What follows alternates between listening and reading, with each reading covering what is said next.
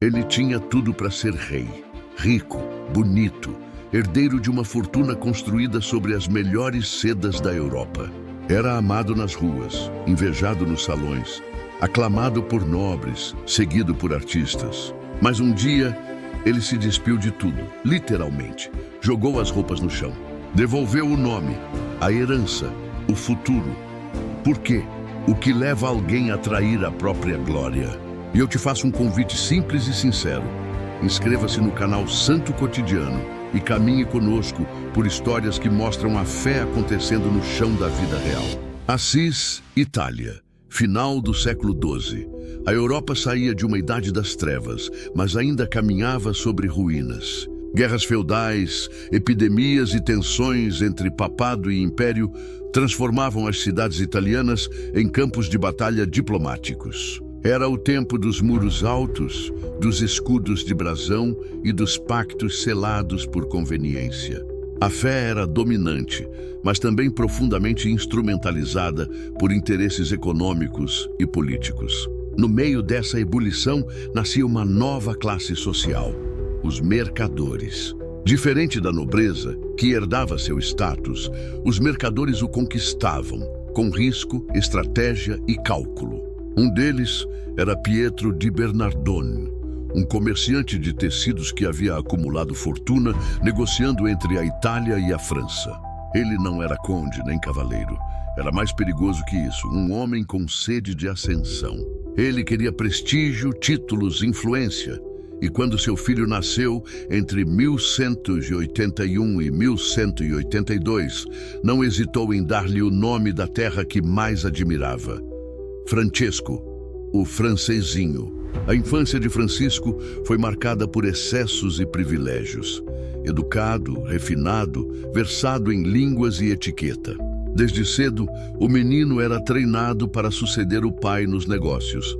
Mas não se limitava a isso. Francisco também era carismático, amante das artes, música e poesia. O ano era 1202.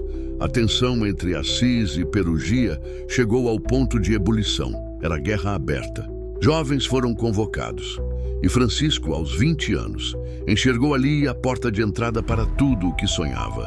Heroísmo, reconhecimento, talvez até um título de nobreza. Montou um cavalo caro, vestiu uma armadura decorada e partiu como quem entra em cena, não para morrer, mas para brilhar. Mas a realidade foi outra. Assis foi derrotada e Francisco capturado. Não foi morto, pois sua família era rica, mas ficou preso por quase um ano em um cárcere sombrio de Perúgia. Uma prisão medieval, fria, escura, onde os gritos da dor alheia se misturavam com os gemidos internos da dúvida. Ali dentro, a glória perdeu o brilho, a juventude perdeu o riso, e pela primeira vez, o silêncio começou a falar. Francisco adoeceu. Febres constantes, sonhos estranhos, vozes que não vinham de fora. Foi nessa prisão que seu coração começou a rachar. As certezas desmoronavam. A identidade construída com festas e tecidos finos agora era apenas um fardo. Ele começou a perguntar o que nenhum jovem rico quer perguntar. E se tudo isso for vazio? Quando foi libertado, voltou diferente. Não era mais o mesmo. Os amigos o esperavam para celebrar, mas ele evitava as festas. O pai queria reinseri-lo nos negócios, mas ele estava distraído. Algo havia sido plantado, um desconforto, um enigma. Francisco começou a vagar pelas redondezas. Entrava em igrejas abandonadas, observava leprosos de longe, meditava, mas sem método. Orava, mas sem saber para quem. Foi num desses retiros solitários que aconteceu o que marcaria sua vida para sempre. Dentro da capela em ruínas de São Damião, ajoelhado diante de um crucifixo antigo, ouviu uma voz, clara, direta. Francisco, reconstrói a minha igreja, que, como vês, está em ruínas. Ele olhou ao redor. O teto caía, as paredes rachadas. E acreditou que deveria pegar pedra, cal, cimento. Começou a vender tecidos do pai para comprar material. Pagou pedreiros. Doou dinheiro aos pobres. Mas ele não sabia ainda que o chamado era muito maior. Não era sobre tijolos, era sobre almas. Nos meses que se seguiram ao chamado de São Damião, Francisco mergulhou com tudo na missão que acreditava ter recebido: reconstruir a igreja. Pegou tecidos caros da loja do pai, vendeu sem autorização, pegou o dinheiro e distribuiu entre pobres, pedreiros e donativos para restaurar capelas abandonadas. Aos olhos dele era simples: se Deus falou, o resto não importa. Mas para Pietro Bernardoni aquilo era um escândalo, um ultraje, um roubo. O filho que seria seu herdeiro estava se tornando um mendigo voluntário. Um louco, um desonra para a família e para os negócios. Ele não viu um profeta, viu um traidor. O conflito estourou, primeiro dentro de casa, com gritos, acusações e ameaças. Depois, nas ruas, à vista de todos. Francisco havia se tornado uma figura incômoda, sujo, risonho demais, solitário demais, rezando em línguas baixas, cuidando de leprosos, beijando feridas abertas. Diziam que ele havia enlouquecido. E no fundo, talvez ele também achasse que sim, mas não conseguia parar. Havia algo mais forte o puxando. Pietro, inconformado, recorre ao bispo de Assis. Exige que o filho seja julgado publicamente, que devolva o dinheiro, que peça perdão. E ali, naquela praça, diante da autoridade eclesiástica, da nobreza local e da população, acontece um dos gestos mais radicais da história da espiritualidade cristã. Francisco não pede desculpas, não hesita, tira as roupas que veste, peça por peça, fica nu, entrega tudo ao Pai. E diante de todos diz: até hoje chamei Pietro Bernardoni de Pai, mas de agora em diante direi: Pai nosso que estais no céu. A multidão fica em choque. O bispo cobre o corpo de Francisco com seu manto, e ali termina uma vida e começa outra. Francisco não apenas abandonou a herança, ele cortou a última raiz que o prendia ao mundo. Não era mais cidadão de Assis, não era mais um Bernardoni, era agora um estrangeiro na própria terra. Ele sai da cidade sozinho, com nada além do próprio corpo e uma convicção sem nome. Passa a viver como os marginalizados. Dorme sob árvores, come restos, trabalha por esmolas, canta salmos nas estradas. E sorri. Sorri como quem sabe algo que ninguém mais sabe. O jovem que Assis via como um lunático passou a atrair olhares, primeiro de curiosidade, depois de desconcerto e, finalmente, de admiração. Francisco não só havia renunciado a tudo, ele parecia feliz. Havia paz em seus olhos, havia alegria em sua fome, e havia propósito em cada gesto humilde que realizava. Aos poucos, outros começaram a se aproximar, jovens inquietos, ricos desiludidos, camponeses em busca de sentido.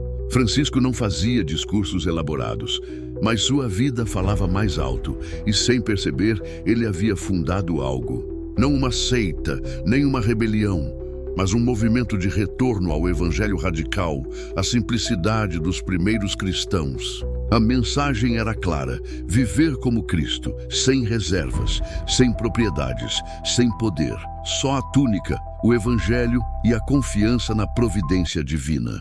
Francisco não queria fundar uma ordem religiosa no modelo clássico.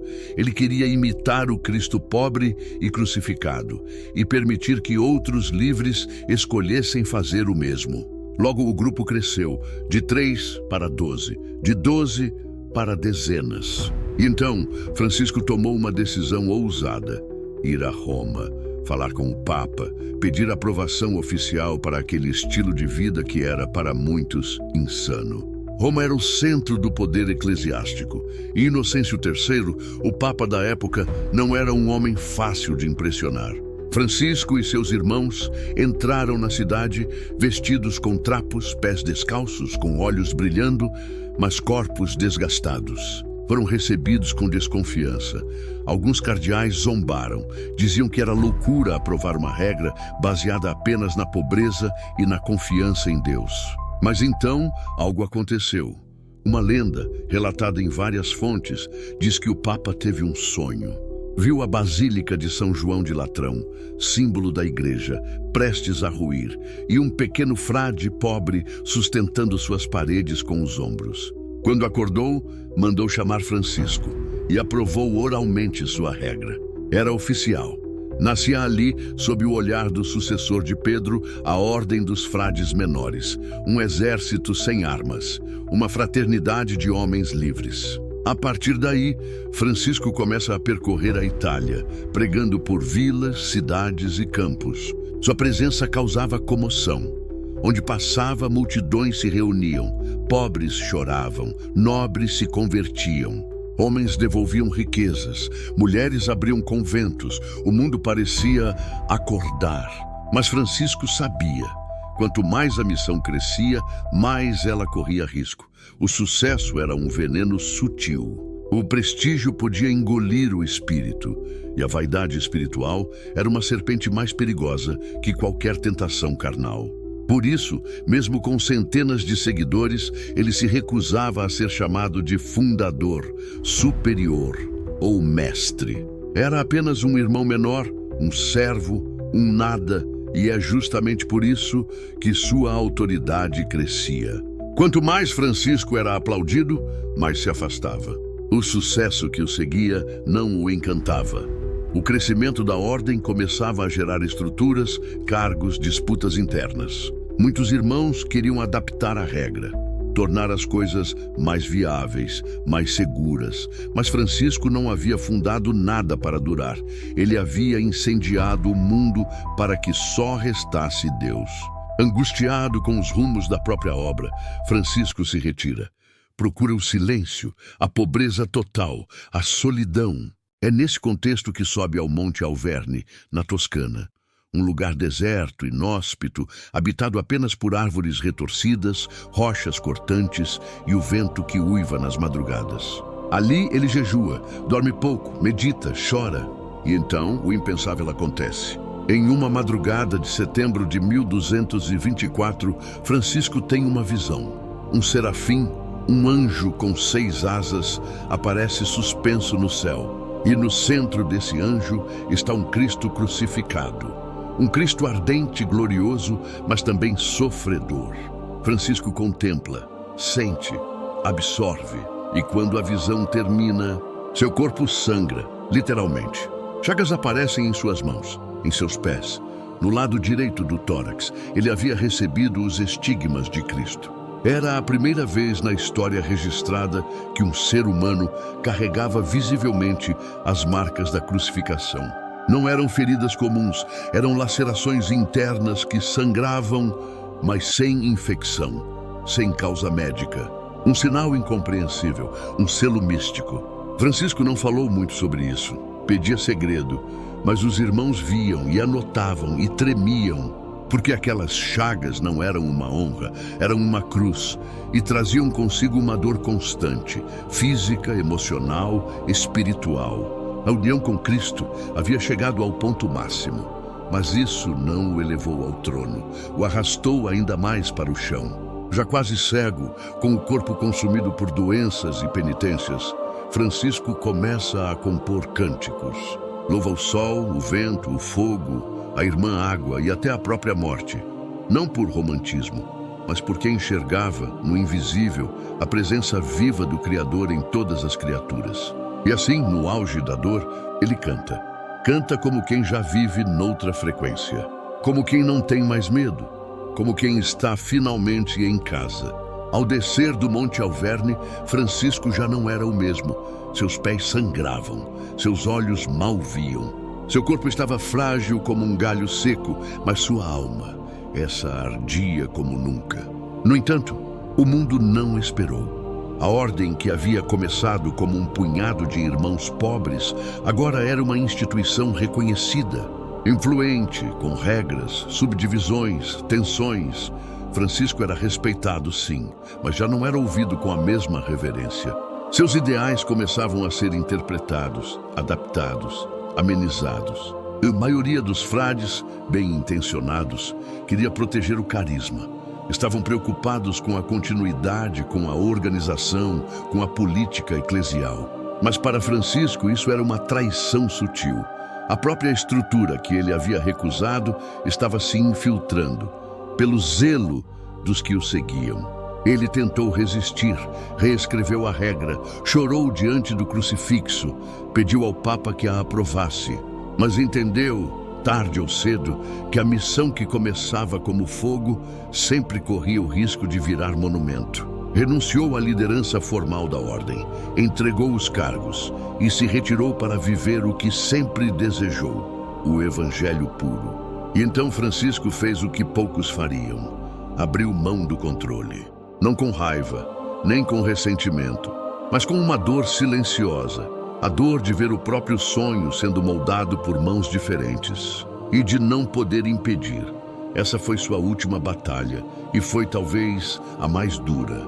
Porque aqui, Francisco não lutava contra inimigos visíveis, lutava contra o orgulho de ter razão, contra o desejo de ser ouvido, contra o apego a uma obra que já não lhe pertencia. Ele havia sido apenas o canal. A fonte era outra e agora era hora de sair de cena. Doente, cego, fraco, ele continuava sorrindo. Continuava cantando, continuava abraçando os pobres. Mas cada gesto era um martírio disfarçado. E mesmo assim, ele não reclamava.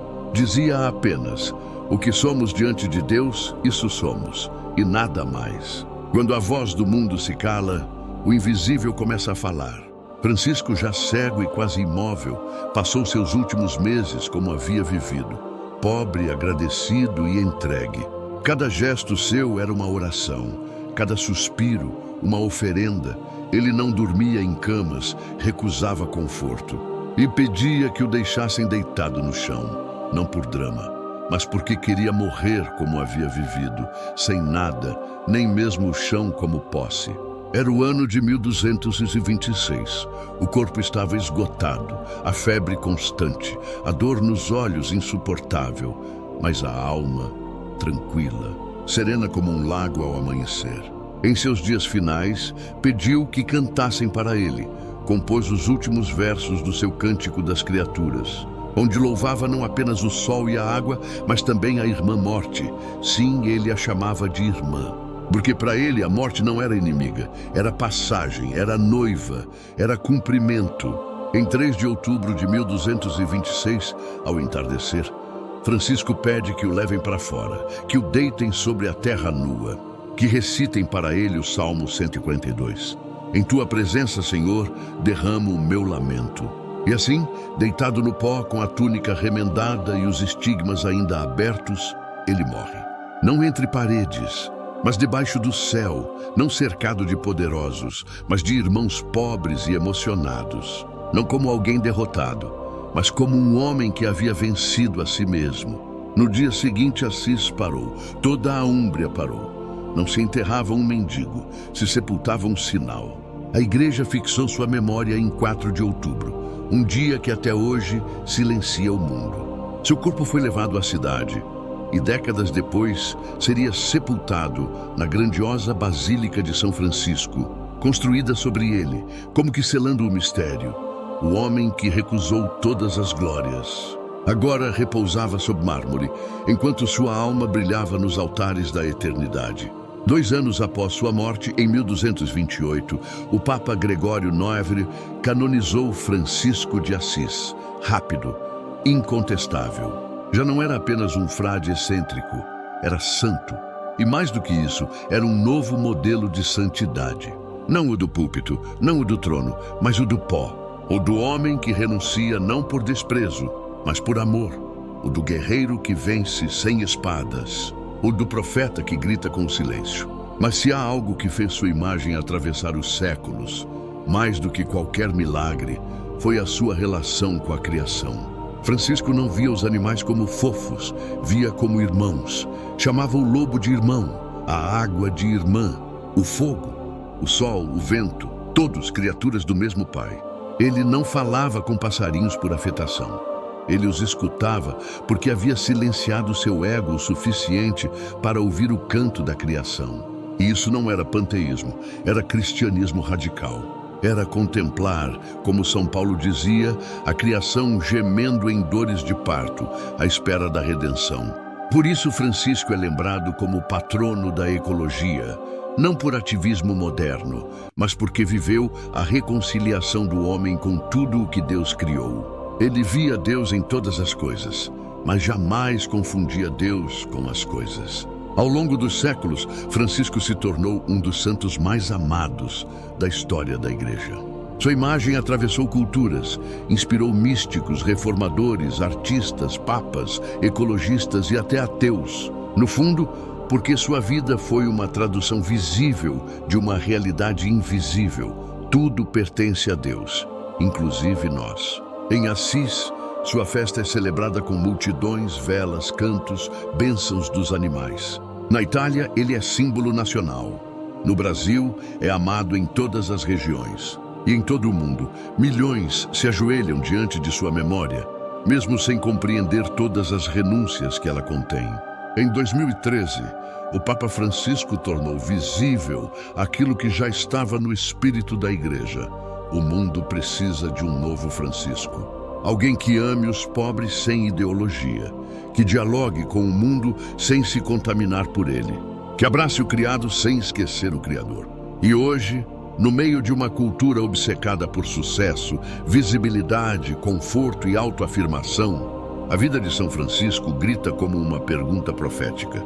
Você estaria disposto a perder tudo, se soubesse que Deus era tudo?